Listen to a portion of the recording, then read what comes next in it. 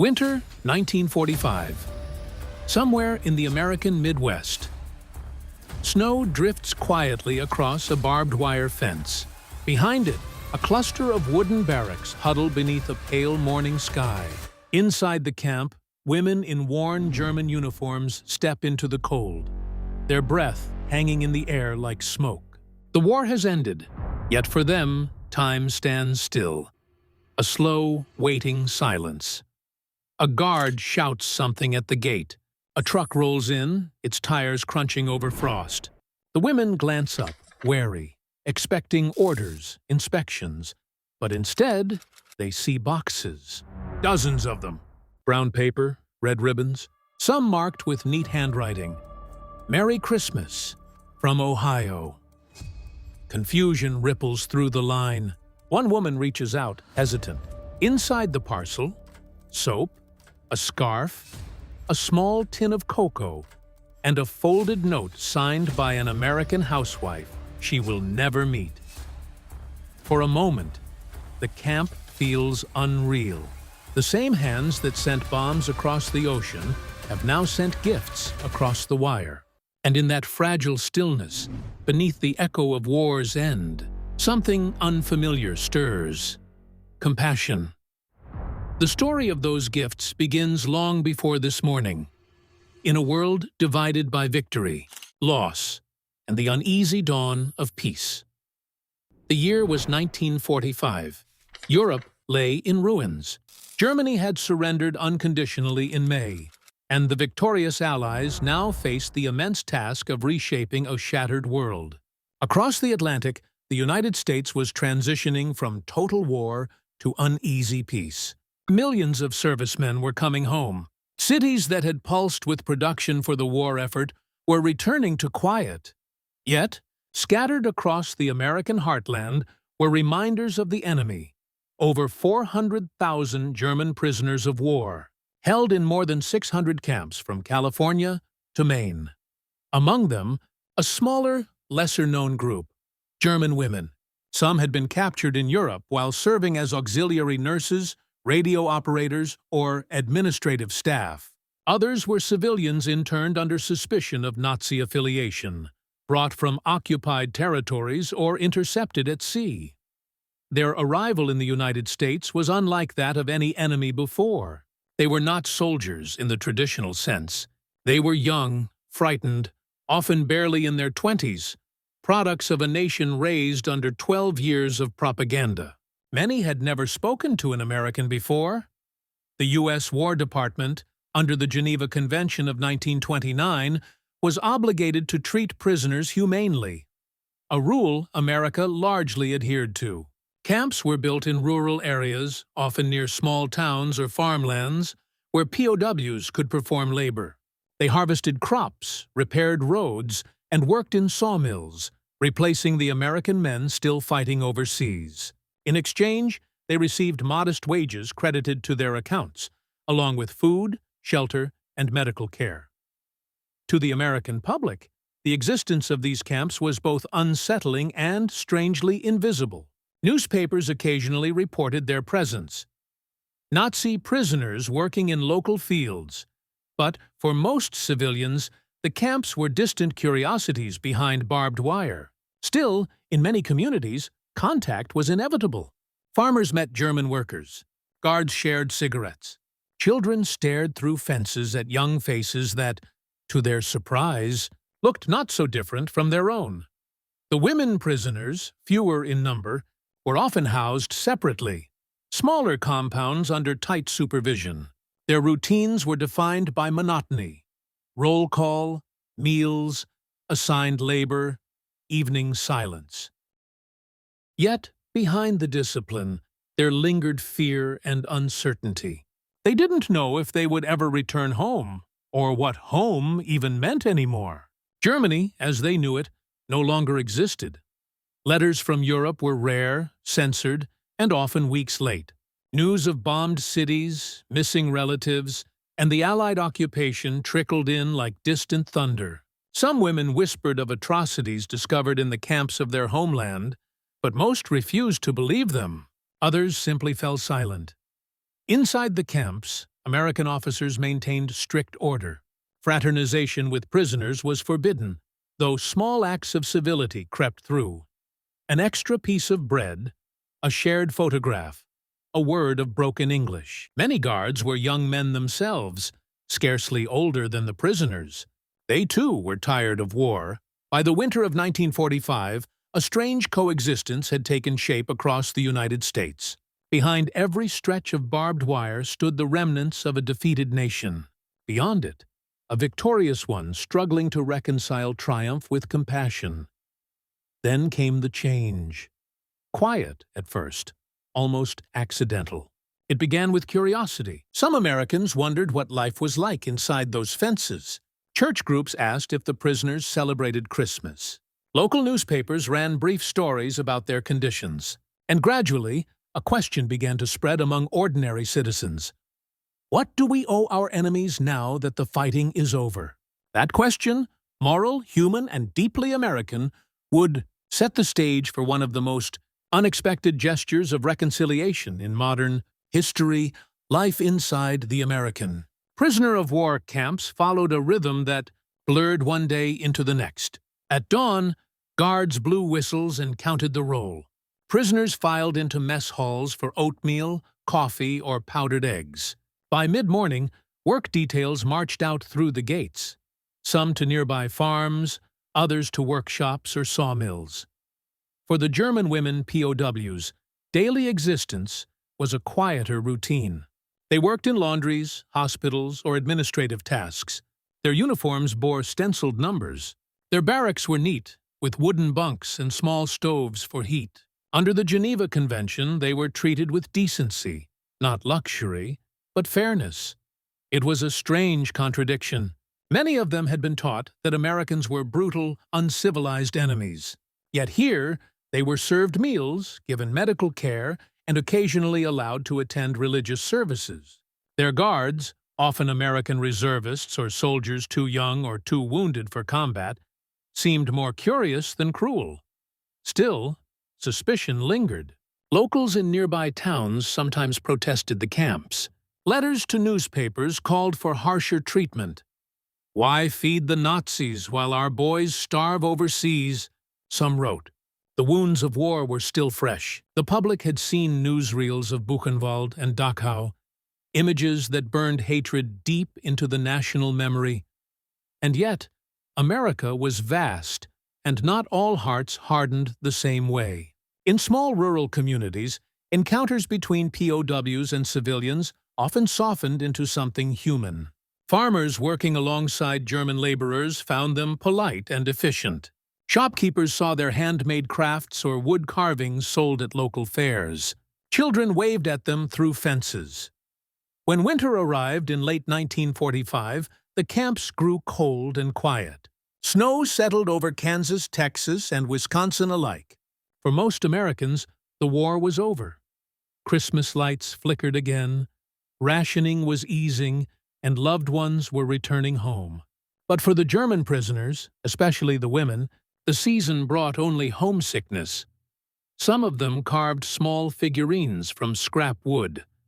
Angels, stars, tiny nativity scenes, reminders of traditions from a homeland they feared might no longer exist. Chaplains and Red Cross visitors noticed this melancholy and reported it to local churches. And that's where the first gesture began. In a Methodist church in Iowa, a Sunday school teacher suggested sending the prisoners small Christmas packages. Soap, toothpaste, a Bible verse, maybe a piece of candy. The idea spread quickly. Other congregations followed. Some saw it as Christian charity, others as a way to show the moral difference between democracy and dictatorship. The War Department initially discouraged the practice, fearing propaganda misuse. But the parcels were harmless, personal, and always inspected. Soon, local newspapers began to write short notices. Civic group preparing Christmas gifts for German POWs at Camp Algona. Children write cards to enemy prisoners. Peace on earth, they say. By December, boxes began arriving at camp gates, not from the government, but from ordinary citizens. Housewives wrapped them in paper and ribbon. School children drew flags of both nations side by side. Inside, there were small comforts: wool socks, postcards, homemade cookies, or just handwritten notes wishing peace. For the women behind the fences, it was disorienting. Many wept quietly, unsure how to respond. Some believed it must be a trick. Others prayed aloud, thanking the same God they had been told belonged to their enemies. One guard later recalled, "They didn't understand at first. They asked why anyone would send gifts to the people who had bombed London or killed their sons. I told them, maybe because the war's over, maybe because people want to start again." That Christmas marked a subtle but profound shift. In the frozen silence of rural America, compassion began to breach the barbed wire. What started as a few packages would soon become a nationwide movement of empathy, a moral gesture that challenged everything the war had taught about hatred and vengeance. And as word of the gifts spread through the camps, each parcel carried not just comfort, but a question that lingered in every heart. Was this forgiveness, or something even deeper, the first fragile sign of peace? At its core, the story of the German women, POWs, and their American gift-givers is not one of politics or strategy. It is a story about human nature revealed through the cracks of war. For months, these women had lived as faceless enemies in a foreign land, stripped of rank, nationality, and identity. The arrival of those small parcels, ordinary boxes of soap, mittens, and sweets, pierced that illusion. Suddenly, the enemy had a name. Each letter carried a signature, a hometown, sometimes even a family photograph. In the camp at Algona, Iowa, a young German nurse named Hilda reportedly wept when she opened a package containing a children's book in English, with a note, "So you can learn our language, and we can talk one day." She kept it hidden in her barrack drawer long after her repatriation. Moments like these reminded both sides of something larger than victory or defeat, the enduring pull of empathy. For the American civilians, many of whom had lost brothers and husbands overseas, kindness was not forgetfulness. It was a deliberate act of resistance against hate. For the German women, it was the first time they saw the face of their conquerors not through propaganda, but through compassion. In those fragile interactions, war's boundaries blurred. Humanity, silenced by years of violence, began to speak again, softly, uncertainly, but unmistakably. Culture had shaped both sides long before the war began. In Germany, women had been raised under Nazi ideology to serve, obey, and endure. Compassion toward the enemy was considered weakness. Loyalty to the Führer was virtue. By contrast, American culture in the 1940s, despite its own divisions, was built on the language of community, charity, and redemption. Churches and civic groups played enormous roles in defining moral behavior, especially in small towns. When Americans reached out to German prisoners, they weren't defying their nation. They were affirming it. The gifts were cultural expressions of mercy, deeply rooted in Christian teachings and American civic identity. "Love thy neighbor," one Ohio church bulletin reminded its congregation, "even when that neighbor once bore arms against you." To the German women, this kindness was foreign in every sense. Many struggled to understand why their enemies would care whether they were cold, hungry, or lonely. They had been taught that mercy was a weakness of decadent democracies, yet here it appeared as a form of strength. Inside the camps, the contrast became visible. Americans encouraged prisoners to attend English lessons, watch films, and read magazines. While men's camps often hosted debates and sports, the women's compounds organized sewing circles and cultural evenings. A few women wrote letters to their gift senders, cautiously expressing gratitude. Some received replies, short, warm, and utterly ordinary. These exchanges, quiet, cultural bridges between former enemies, revealed something powerful about both nations. Germany had built its strength on obedience and fear. America, at its best, sought meaning through decency and moral victory. Psychologically, captivity is not measured in fences. It's measured in the mind. For the German women, the war had ended, but the mental prison of defeat endured. Every parcel, every kind word, forced them to confront the dissonance between what they believed and what they saw. One American psychologist, Dr. Albert Biderman, who studied POW behavior, noted that benevolence is often more disarming than brutality. He observed that kindness in captivity could reshape perceptions. Faster than any propaganda, the women began to question not only the lies they had been fed, but also their place in a world that no longer followed the certainties of Nazi ideology. Some described it years later as the quiet humiliation of being forgiven. That emotional complexity defined the camps. Gratitude mixed with guilt. Relief clashed with resentment. These women had lost their nation, their families, and their sense of purpose. Now, their enemies were showing them a mirror. One reflecting compassion instead of cruelty. It was almost unbearable. Yet, in that discomfort lay transformation. Compassion forced reflection. It cracked the armor of indoctrination. Decades later, when historians interviewed surviving female POWs, many spoke of this period not as imprisonment but as an awakening. One recalled, "We learned more about freedom from those small gifts than from any lecture or order." The psychological shift wasn't just among the prisoners. For the Americans who sent those gifts, the act itself was healing. Many civilians were haunted by the images of war and the realization of its cost. Sending a gift to a former enemy became a way to reclaim moral balance, to prove, perhaps, that decency had survived the war. In this quiet psychological exchange, both sides began to heal, not through treaties or declarations, but through human contact, the smallest, simplest kind. By the end of that winter, what began as an act of charity had become something deeper, a test of conscience.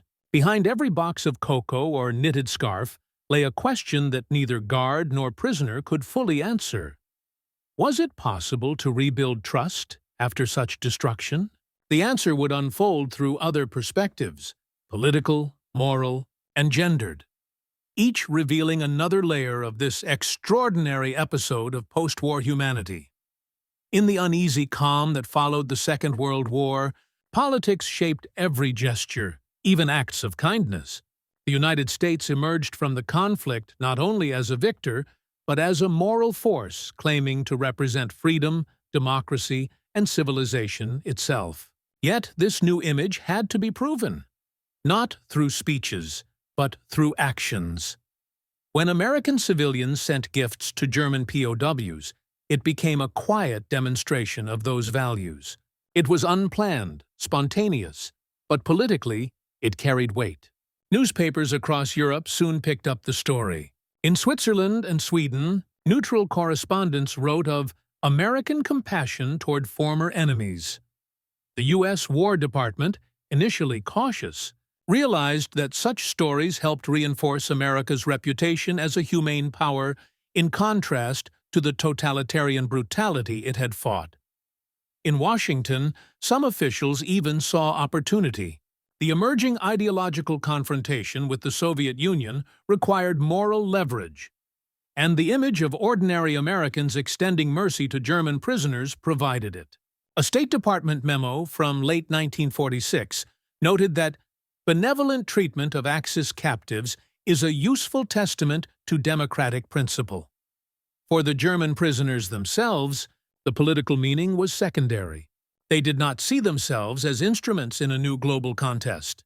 But history would record this moment as part of America's transformation, from wartime destroyer to post-war guardian. Still, not everyone approved. Veterans groups protested the leniency. Families of Holocaust victims wrote angry letters to editors asking why compassion was being shown to those complicit in Nazi crimes. The political debate mirrored a deeper moral tension. Could forgiveness coexist with justice? coexist with justice. Morality in wartime often collapses under necessity. Nations justify killing for victory, cruelty for survival. But when the shooting stops, morality returns and demands answers. For many Americans, the war had been fought not only to win, but to prove that right was stronger than wrong. And when the enemy lay defeated, that principle faced its ultimate test. Would the victors descend into vengeance, or uphold the ideals they had claimed to defend? The gift packages to POWs were small, symbolic acts, but they were moral declarations. They said, "We will not become what we fought against." Churches led the way. Pastors preached sermons on mercy, reminding congregations that the gospel's command to love one's enemies did not end with surrender. In Catholic parishes, parishioners gathered canned goods and letters. In Protestant towns, Sunday schools filled shoeboxes for prisoners. The moral reasoning was simple but profound. Cruelty could end only when someone chose not to repeat it. For the German women, this moral awakening came as both comfort and confusion. Some saw the Americans' kindness as hypocrisy, compassion offered too easily by those who had not watched their own homes burn. Others saw it as something almost sacred. Years later, one recalled, "It was the first time I understood that forgiveness is not weakness. It is courage." The moral contrast was stark. Inside Germany, millions of civilians were starving under occupation, while in America, prisoners of war were being treated with dignity and given gifts. The lesson resonated across continents. Moral strength was measured not by dominance, but by restraint. The Americans had won the war by force, but they sought to win the peace by example. War had long been told through the eyes of men, soldiers, generals, politicians. But the presence of women in POW camps revealed a different dimension of conflict, one less visible but equally profound. These German women were not frontline fighters. Many had served in the Wehrmacht's auxiliary services, nurses, typists, clerks. Others were wives of diplomats or civilians interned on suspicion of aiding the Reich. Yet, in captivity, they faced a unique struggle, preserving dignity and identity in a system built for men. American camp authorities quickly realized that women prisoners required different conditions. They created separate compounds, enforced strict protections, and limited male guard interaction. Despite the hierarchy of war, there was an undercurrent of mutual respect. Many American officers privately admired the discipline and composure of their captives. When the gifts began arriving, they struck these women on a deeply personal level. A scarf, a bar of scented soap, or a handwritten Christmas card carried a different meaning for them than it might for male prisoners. These were items of care, tokens of femininity, of domestic life, of gentleness that the war had stripped away. Sociologists later noted that such acts helped the women reclaim their sense of self beyond uniform and ideology. They were no longer symbols of a fallen regime. They were individuals again. Women capable of feeling gratitude, nostalgia, even hope. And among the American women who sent those packages, there was another silent dialogue unfolding. Housewives, mothers and daughters who had spent years enduring rationing and loss were now reaching across the boundaries of war to comfort other women, women they had been told were monsters. It was a gesture of gendered solidarity in an age of division. Compassion became the language of women on both sides, transcending ideology, politics, and nationality. Historians would later describe it as the soft diplomacy of the heart. It carried no military weight, but its impact would ripple quietly through post-war culture, shaping perceptions of mercy and reconciliation for decades to come. By the end of 1946, hundreds of such parcels had been exchanged across dozens of camps. What began as a small religious gesture had grown into a nationwide moral movement. But the true turning point, the moment when kindness broke through the last barriers of fear and bitterness, was still to come. It would arrive that Christmas when a single act of unexpected generosity changed everything. Across the American Midwest, the first peacetime Christmas after 6 years of global war arrived in a landscape still haunted by memory. Snow-blanketed farm fields that had once fed armies, church bells rang where factories had once roared, and in dozens of quiet towns, Algona, Fort Devens, Camp Shanks, and others, trucks rumbled toward barbed wire fences carrying something no one expected: gifts for prisoners of war. In Camp Algona, Iowa, the guards gathered early that morning. Chaplains supervised the unloading of crates marked with bright red ribbons. Each bore a handwritten label: "To our former enemies, with hope for peace." Inside were small packages from nearby families: wool mittens, socks, chocolate, letters, even hand-carved wooden toys made by local children. The German women lined up silently, their breath clouding in the freezing air. They had seen shipments before: food supplies, laundry, Red Cross deliveries. But this time was different. No orders, no commands, just quiet curiosity. The camp commander, Captain Thomas Riley, a mild-spoken officer from Illinois, gave a simple instruction: distribute them evenly. Every woman gets one. When the first parcels were opened, confusion spread through the barrack yard. A woman named Margaret, a former Luftwaffe typist, unfolded a wool scarf dyed in bright red, the same color she'd once associated with propaganda banners. Another found a handwritten note: "Dear friend, you are far from home this Christmas. Please know we wish you warmth and peace. The Miller family, Des Moines." For a moment, no one spoke. Some wept quietly. Others stared down at the packages as though they might vanish. The scene was eerily calm, as if everyone was afraid to break the fragile spell of kindness. One of the guards, Corporal Richard Evans, later wrote in his diary, "They stood still for the longest time. Then one woman smiled, a small, uncertain smile, and somehow, that felt bigger than any victory parade I'd seen." Inside the barracks, laughter, hesitant, soft, began to echo. The women unwrapped their parcels, showing one another the contents. There were handmade cards, candy bars, even magazines. Some were simple, some elaborate, but all carried the same message: we see you as human again. A few women who spoke English wrote immediate replies. They thanked the senders, sometimes apologizing for what their country had done.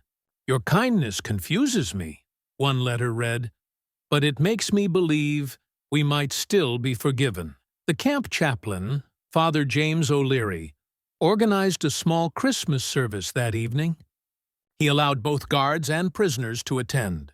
In the wooden recreation hall, a small tree stood in the corner, decorated with bits of paper, thread, and carved figurines made by the German women themselves. When the hymns began, something extraordinary happened. The prisoners sang Stille Nacht. The Americans joined with Silent Night. 2 languages, 1 melody, filling the cold wooden hall. Outside, the sentries stood listening, their rifles slung low. The war, that relentless, dehumanizing war, felt, for a fleeting moment, very far away. News of what happened at Algona spread quickly through the military grapevine. Guards wrote home. Chaplains sent reports. A few journalists picked up the story, describing a remarkable Christmas in a POW camp. Soon, other camps across the country followed. At Camp Tonkawa in Oklahoma, local church groups delivered baked goods and cigarettes to German men and women. In Texas, children sent cards drawn in crayon. Even at larger installations like Camp McCoy in Wisconsin, where discipline remained strict, commanders permitted holiday parcels under supervision. To many Americans, it became a quiet symbol of victory. Not military victory, but moral victory. It proved that decency had survived the war. For the German women, It was the first real contact with forgiveness, something their world had forgotten. Some kept their gifts hidden for years, bringing them back to a broken Germany as proof that humanity still existed.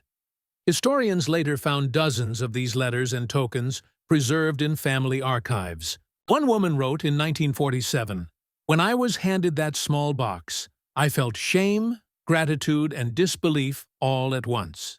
It was not the chocolate that moved me, but the thought that someone cared if I was cold." That day, behind the wire, both captor and captive learned the same lesson: that compassion could do what force never could: disarm the heart. Yet this moment of grace did not come without consequences. Outside the fences, some Americans were furious.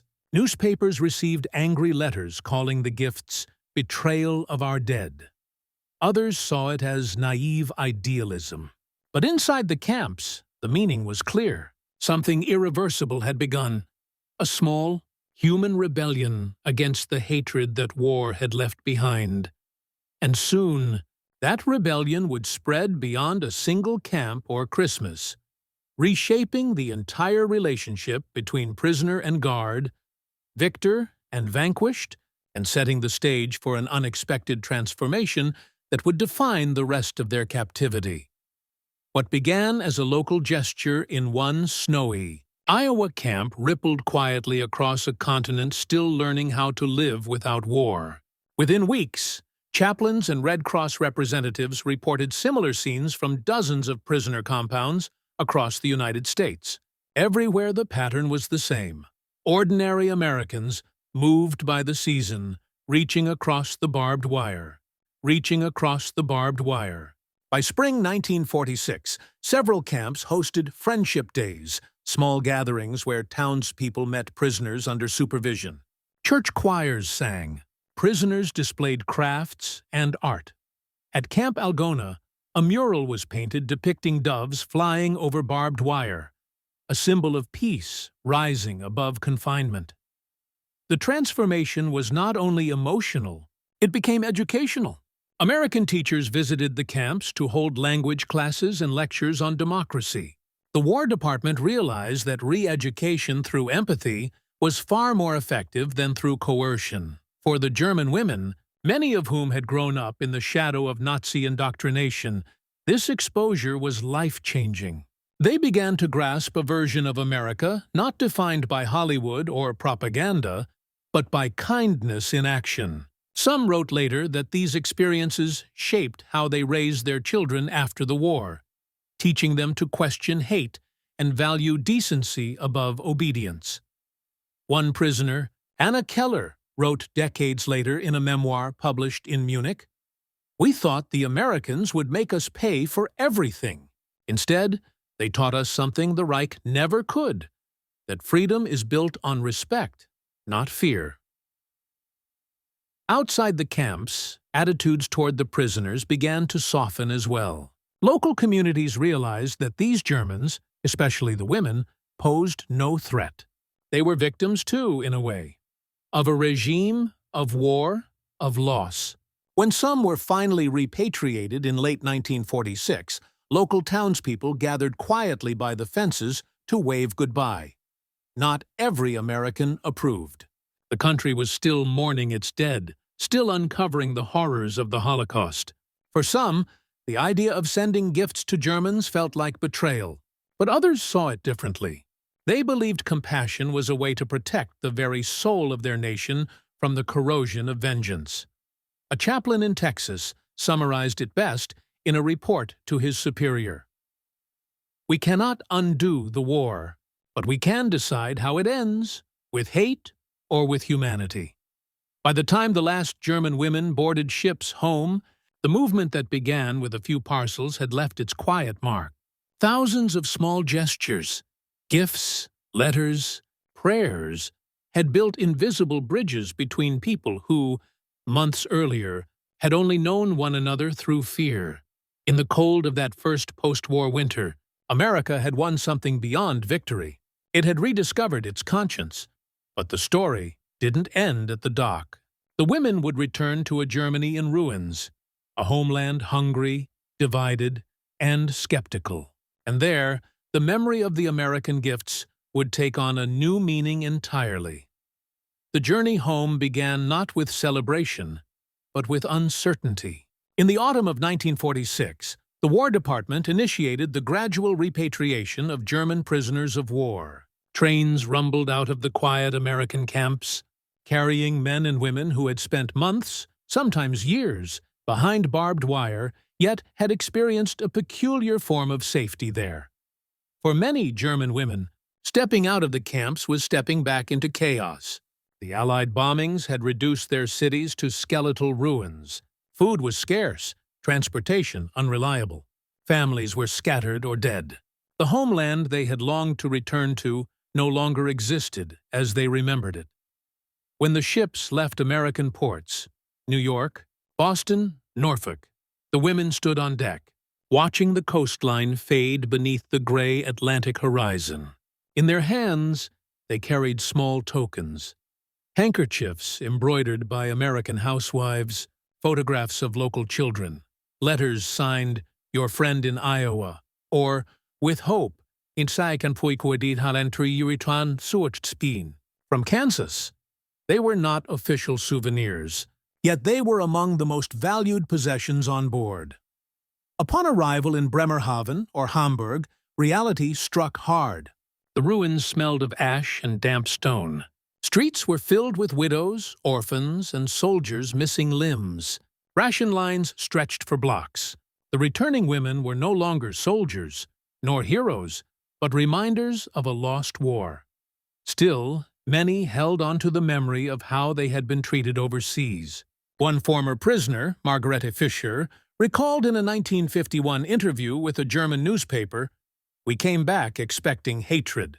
But it was in America that I first understood forgiveness. I wanted to bring that home." Her words captured a quiet current running through post-war Germany. The experience of captivity, particularly humane captivity, became a seed for rethinking what Germany had become.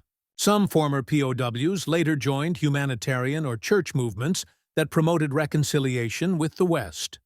Others worked as translators, teachers, or community volunteers during the rebuilding years. For the American civilians who had sent those parcels, the memory lingered too. Letters continued to cross the Atlantic well into the late 1940s. American families would receive neatly written German notes expressing gratitude, often accompanied by small gifts, lacework, wood carvings, or simple sketches made during captivity. In small-town post offices, these letters stood out. Careful handwriting, foreign stamps, addressed to names like Mrs. Clara Jensen, Des Moines, or Mr. Robert Blake, Kansas City. In a time when Cold War tensions were beginning to rise, these letters served as reminders of an older, quieter diplomacy. Human compassion. While the world was dividing once more into blocks of East and West, these women and their American correspondents maintained personal bridges that ignored ideology. Historians later observed that these small exchanges, gifts, letters, friendships, became an unofficial prelude to reconciliation between the United States and the new West Germany. Long before formal alliances like NATO, 1949, there were simple acts of empathy connecting one person to another. In interviews conducted decades later, many German women said that the shock of kindness they experienced in American camps made them question everything they had been taught about enemies and obedience. It softened them, not into weakness, but into wisdom. One remarked, "In the camp I saw the face of decency. It was the most powerful thing I carried home." But as peace settled uneasily across Europe, another story began.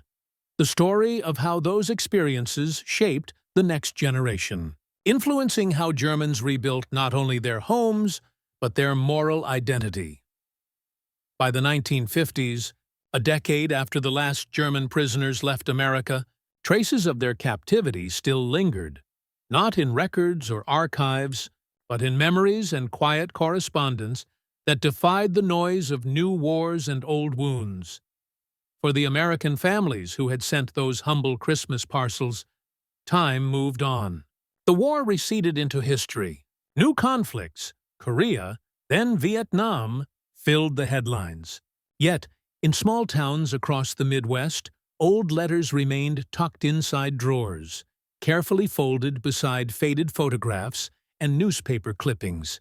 Some women who had once written to the German girls would later show those letters to their children, explaining why, even in victory, mercy mattered. In Germany, the returning women became silent ambassadors of a different kind of America. Not the one of occupation zones and Marshall Plan politics, but of decency and conscience. They spoke quietly, often in kitchens or church groups, about the guards who treated them fairly, the townspeople who waved from fences, the strangers who sent them soap and scarves when they least expected kindness. Their stories circulated informally at first, then appeared in regional newspapers as journalists sought to understand how former enemies could speak of the United States with warmth. These personal accounts, hundreds of them, offered a counterpoint to the bitterness that still ran deep in post-war Europe. In 1953, a Lutheran pastor in Bremen organized a peace Thanksgiving service, inviting former POWs to share testimonies. One woman read aloud from a note she had kept since her captivity in Iowa. It was written by an American housewife and ended simply, "We pray that you go home safe and that our sons never fight yours again." The congregation fell silent. In that stillness, many realized that reconciliation was not a treaty. It was a chain of small mercies, passed hand to hand. As West Germany began its astonishing recovery, these women carried the memory of compassion into the rebuilding process. Many joined new civic movements advocating dialogue, education, and women's leadership in peace initiatives. Historians now note that the early post-war women's peace groups in Germany drew inspiration from the humane treatment received in Allied camps, a subtle but powerful echo of the parcels once wrapped in brown paper. Meanwhile, in America, public memory began to soften toward the enemy prisoners. Local museums in states like Iowa, Minnesota, and Wisconsin curated small exhibits on the POW camps that had dotted their farmlands. Visitors were often surprised to learn how closely Americans had lived beside their captives, and how friendship had sometimes grown across the wire. At Camp Algona, the site where many of the women once labored and later received gifts, a permanent museum was established decades later. Among its artifacts were handwritten Christmas notes, photographs of smiling German women beside American guards, and one carefully preserved package label reading, "To a German prisoner, from a friend in Iowa." When the museum opened in the 1990s, several surviving former POWs traveled from Germany to attend. Now elderly, they stood before the exhibits with tears in their eyes. One woman whispered to a local journalist, "It was here I learned that compassion can survive even a world war." For many of them, it was the first time they had returned to American soil since captivity. They visited the small towns whose residents had once sent them gifts, and found that the same families, or their descendants, were still there, welcoming them not as prisoners, but as friends. The legacy of those gestures extended even further. Scholars later argued that the treatment of POWs in the United States helped shape international humanitarian standards in the Cold War era, influencing how nations approach the care of captives and refugees. Compassion had become policy, not just sentiment. And yet, perhaps the most enduring legacy was invisible: a quiet change in hearts. For the German women who had received soap and chocolate through barbed wire, and for the Americans who had sent them, the act had transformed war's final chapter into something unexpectedly human. History remembers battles and treaties, but rarely the parcels tied with ribbon. Yet it was those small boxes, sent by ordinary people, that carried across an ocean a truth more powerful than weapons: that even in the ruins of war, decency can endure. The echo of that decency would linger long after the guns fell silent. reminding both sides that humanity, once rediscovered, can never fully be lost. History often records victory through numbers, battles won, enemies defeated, empires reshaped. Yet the quietest victories leave no monuments. They live instead in gestures. A hand extended across wire, a parcel tied with a ribbon, a note written to someone once called the enemy. The story of the German women POWs and the gifts sent by American civilians is not one of military triumph, but of moral endurance. In a century defined by total war and atrocity, it revealed something fragile and rare, that compassion, even when surrounded by hatred, can still find a way through. For the women, those small acts of mercy dismantled years of indoctrination. They had been told that America was heartless, that the victors would humiliate them. Instead, they met kindness. That shock, gentle but profound, changed how they saw not only their captors, but themselves. For many, it became the first lesson in the meaning of democracy, not as a system, but as a spirit, the belief that dignity belongs to everyone, even one's former enemy. For the Americans who sent those parcels, it was a different kind of courage. The bravery to forgive before being asked, to see beyond uniforms and nationalities, and to protect the moral high ground of their victory. In their compassion lay the quiet power that distinguishes conquerors from civilizers. Decades later, as the world continues to wrestle with division, this story stands as a reminder that humanity's greatest strength is not its capacity to fight, but its capacity to heal. The war ended in 1945, but peace began in the moment. An American hand placed a gift inside a box, and a German prisoner opened it to find kindness inside. A small act, almost forgotten, yet in that single gesture, the long shadow of war began to lift.